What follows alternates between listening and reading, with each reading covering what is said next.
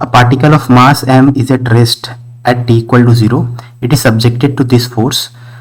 उसका speed as function of time आपसे पूछा गया। तो कोई पार्टिकल है जो कि इनिशियली रेस्ट पे है, उस पर अगर ऐसा फोर्स लगे तो velocity as a function of time का ग्राफ कैसा आएगा, ठीक है।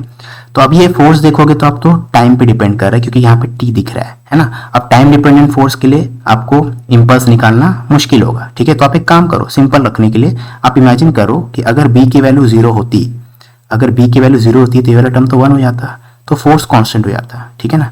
तो एफ की वैल्यू एफ नॉट हो जाती, ठीक है। अगर f की वैल्यू f नॉट है तो t सेकंड्स में कितना इंपल्स दे देगा, कांस्टेंट फोर्स है तो f नॉट इंटू टी, और impulse is equal to change in momentum, final momentum minus initial momentum. Initial momentum क्या है, 0। तो यहाँ से आप देख सकते हो velocity as a function of time ऐसा आएगा, ठीक है। अब अगर आप इसमें t की वैल्यू इन्फिनिटी पुट करोगे तो वेलोसिटी इन्फिनिटी हो जाएगा, ठीक है ना। तो आपको ये पता चल गया है कि अगर b की वैल्यू 0 होगी तो velocity at t equal to infinity होना चाहिए। इसी को यूज करके हम लोग ऑप्शन यहाँ पे एलिमिनेट करेंगे। अगर b की वैल्यू 0 होगी तो इन्फिनाइट टाइम के बाद वेलोसिटी इन्फिनिटी चाहिए हमें, ठीक है।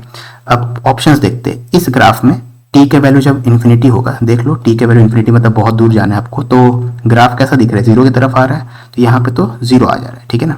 तो इस ग्राफ में velocity at t equal to infinity तो 0 है। इस ग्राफ में velocity at t equal to infinity 0 है। इस ग्राफ में velocity at t equal to infinity अगर आप देखोगे तो आपको मिलेगा F naught B by M, और b की वैल्यू तो 0 है तो b के लिए 0 पुट करेंगे तो यहाँ भी 0। और इस ग्राफ में velocity at t equal to infinity आप देखोगे तो t इक्वल टू इन्फिनिटी पे वेलोसिटी आप देखो सैचुरेट हुआ है कितने वैल्यू पे, F naught by M B, F naught by M B, और b की वैल्यू 0 पुट करेंगे तो ये क्या हो जाएगा, इन्फिनिटी। यानी ऑप्शन डी करेक्ट है।